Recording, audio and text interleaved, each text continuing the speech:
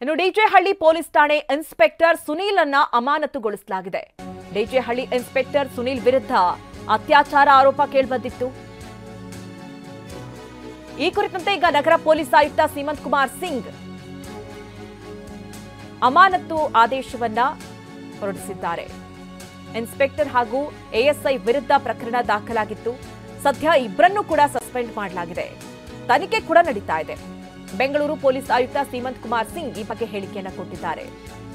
DJ Halli police ಠಾಣೆ inspector Sunil ಅವರನ್ನ ಅಮಾನತುಗೊಳಿಸಲಾಗಿದೆ. ಸುನೀಲ್ ಸೇರಿದಂತೆ ಎಎಸ್ಐ ವಿರುದ್ಧವಾಗಿ ಅತ್ಯಾಚಾರದ ಆರೋಪ ಕೇಳಿಬಂದಿತ್ತು.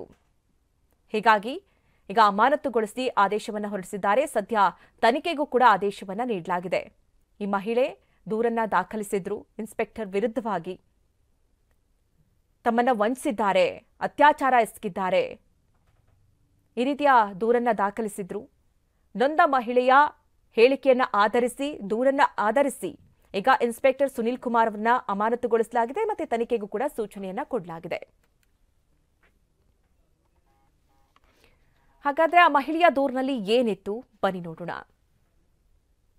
ಡಿಜೆಹಳ್ಳಿ ಠಾಣೆಗೆ ವಂಚನೆ ಪ್ರಕರಣ ದೂರು ನೀಡಲು ಹೋಗಿದ್ದೆ. ಈ ವೇಳೆ ಇನ್ಸ್ಪೆಕ್ಟರ್ ಸುನೀಲ್ ಪರಿಚಯ ಆದ್ರು. ಈ ವೇಳೆ ಇಬ್ಬರು ಸ್ನೇಹಿತರಾಗಿ ಪರಸ್ಪರ ಮೊಬೈಲ್ ನಂಬರ್ ವಿನಿಮಯ ಮಾಡಿಕೊಂಡ್ವು. ನಂತರ ವಾಟ್ಸ್ಆಪ್ ಮೂಲಕ ಚಾಟಿಂಗ್ ಮಾಡ್ತಿದ್ದಾಗ ಪಾರ್ಲರ್ ಮತ್ತೆ ಮನೆ ಕೊಡಿಸೋದಾಗಿ ಹೇಳಿದ್ರು. ಅಷ್ಟೇ ಅಲ್ಲ, ಮದುವೆಯಾಗೋದಾಗಿ ನಂಬಿಸಿ ಭರವಸೆ ನೀಡಿದ್ರು.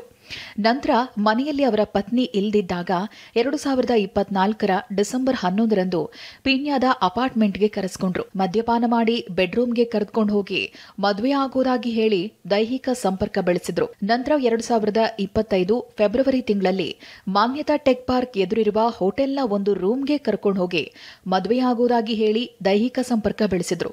ನಂತರ ಹಲವು ಬಾರಿ ವಿಡಿಯೋ ಕಾಲ್ ಮಾಡಿದಾಗ ನಿನ್ನ ಬೆತ್ತಲೆ ದೇಹ ತೋರಿಸು ಅಂತ ಹೇಳ್ತಿದ್ರು.